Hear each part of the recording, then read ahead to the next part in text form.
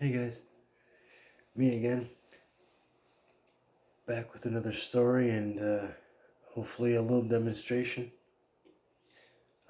Just want to give you a little idea of how far away that is. So I'll just give you a little look.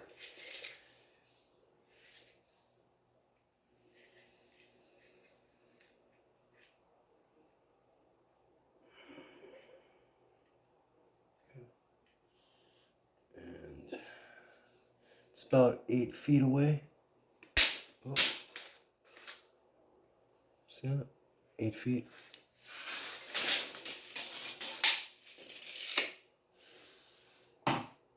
That just to show you that, and so you got an idea of how far it is.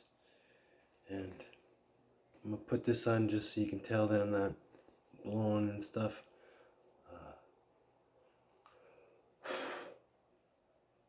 It's harder than I breathe, but sure it'll catch up to it and blow it around a little bit. But just to give you an idea,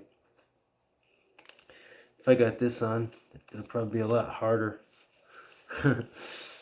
to just accidentally. All right, it's still moving, so I'll just it'll give me a chance to talk a little bit and just kind of share something while that just calms down. I'm gonna try to share a little bit of a gift. It's getting a little late at night, but some of these stories that I've been sharing, I've been trying to record this a few times, but it's always like a half hour long, so I don't know how long this will be, but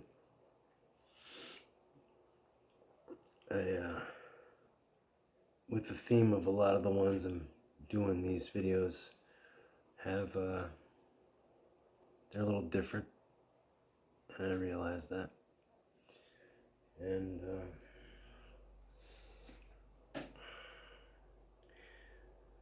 I'm a little different, I know. So it's kind of hand in hand that some of these stories are a little different, but a lot of times when we have something that's different, a lot of times that's something we shun in ourselves, and others shun from us too, especially if you're different. But a lot of times, our difference is our greatest gift. Sometimes our greatest strength comes from these places. And I was 11 when I learned about this. It wasn't until high school where I started to try and take it actually seriously. And it wasn't until college before I did it to a point where I realized it was something within that was actually doing it. So I shared the tale of how I learned it from the teacher in 5th grade. It's usually 10 years old, but I was redoing 5th grade, so that's why I was 11.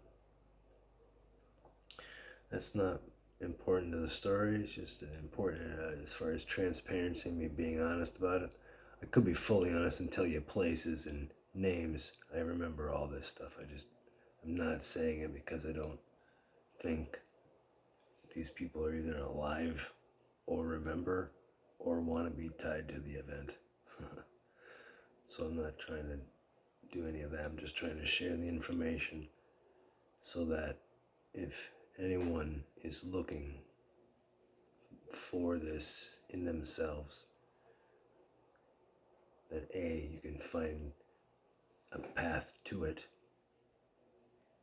even though it's, in some ways I'm being vague, but I'm also being specific, so it's applicable.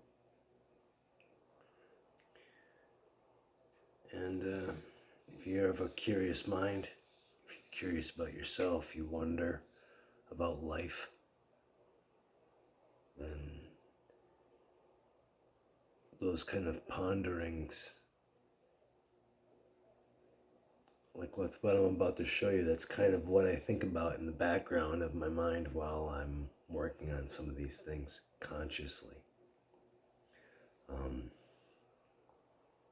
The conscious focus is going to be on the senses, not so much thought and feeling. I don't think about that right now at all. In this way, thoughts and feelings,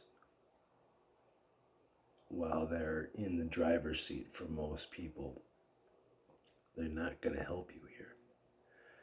They'll actually get in your way to where this thing won't even be possible for you. It won't necessarily be because of what you believe, but it'll be because you can't stop thinking and feeling. That will stop you. So this isn't impossible for you, but if you have the wrong mindset, yes, it's impossible for you. And it's not easy to open your mind. It's easy to talk about it and say, but it's difficult to do. So I'll give it a little shot, right?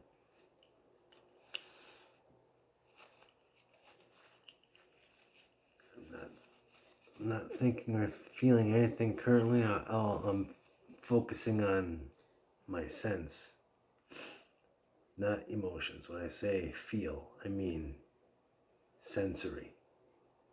What you can see, touch, taste, right? All your senses. I feel that. I don't have to think to feel it. I don't have to wait to feel it. I can feel that right away. That's why it's not about thinking, because you can use them without thought. If you take time to look at it, you'll actually see that thought and emotion is secondary. It's actually after. All your five senses get information through that. Then you think and feel. We're just stuck in the thinking and feeling part, and we don't get to this part. So this is an attempt to feel the self before thinking and feeling. And with these scents, you can kind of combine them to have a new sense of self. Then when you add thought to it, you have different areas of consciousness within yourself. That's where it gets fun. But to put all the thinking and feeling on hold, to give your mind something to work on, while that other stuff's over here, I'll just look, and with my imagination, I can still see the ball, but then I'll picture go that way. And you can see, if you have the right sense, it kind of allows itself to your vision.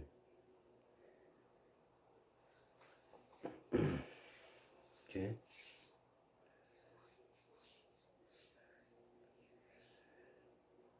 As I touch my hands here, I feel this here, but I can also feel more than just my hand.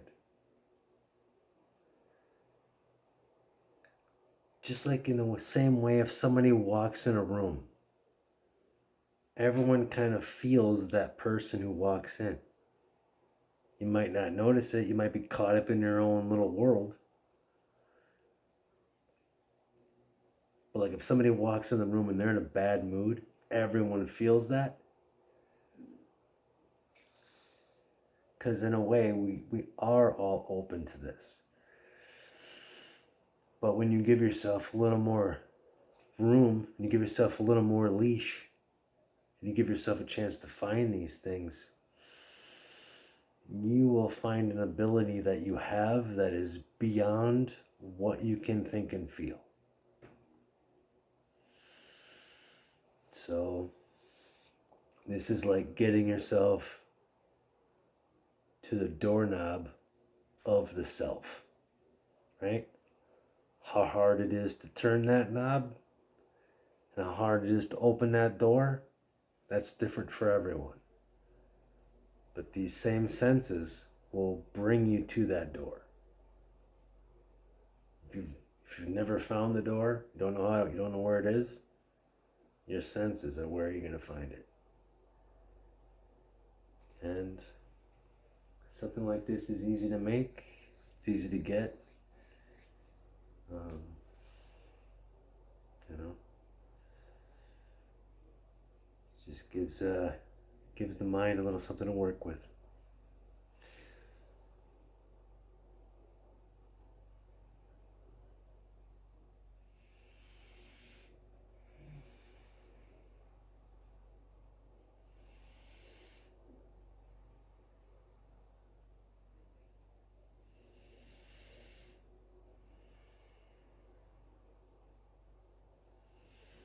I'm not really taking much time in a sensory, just into like, sometimes you could just dive into it and just stay deep in it and feel it all over.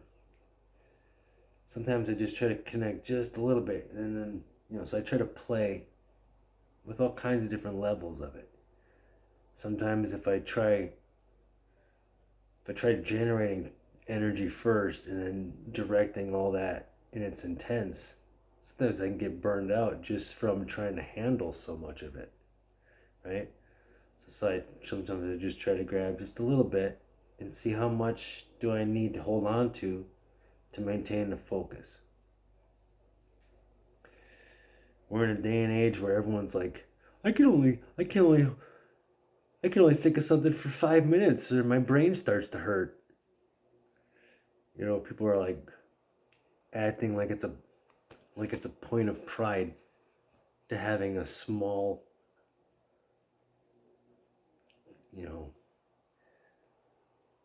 ability to focus or an inability to even use their imagination. I mean, it's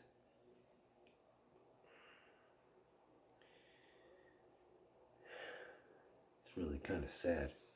It's not even about education, really. We just weren't shown these things. Maybe there are cultures and places where, yeah, this kind of stuff is common knowledge.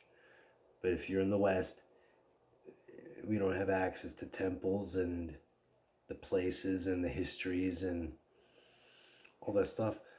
But information is everywhere. Just like the internet is everywhere. You have a device, you can turn it on, bing, you have the internet, right? Well, what if we are that technology, right? And all living experience is around us like the internet.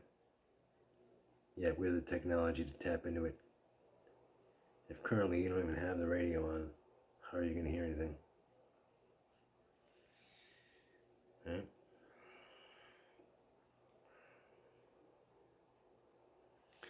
I would say there's far more information on all lived experience than on the internet. And there's a lot of information on the internet, but there's way more in learned experience. So imagine if you can tune into that signal, what you can find. Where do you think your aha moments come from?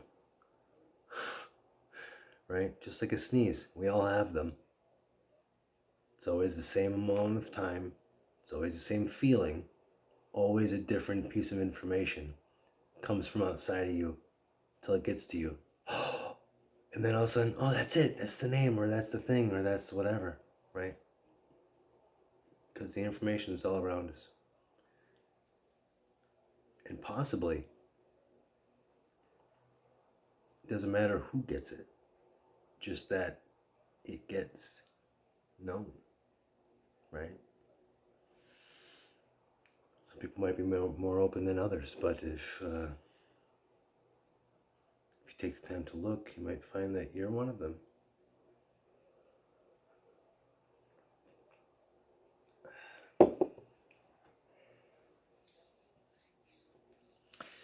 guess all my videos are gonna be like a half hour. Jeez. Well, maybe I'll try this again soon.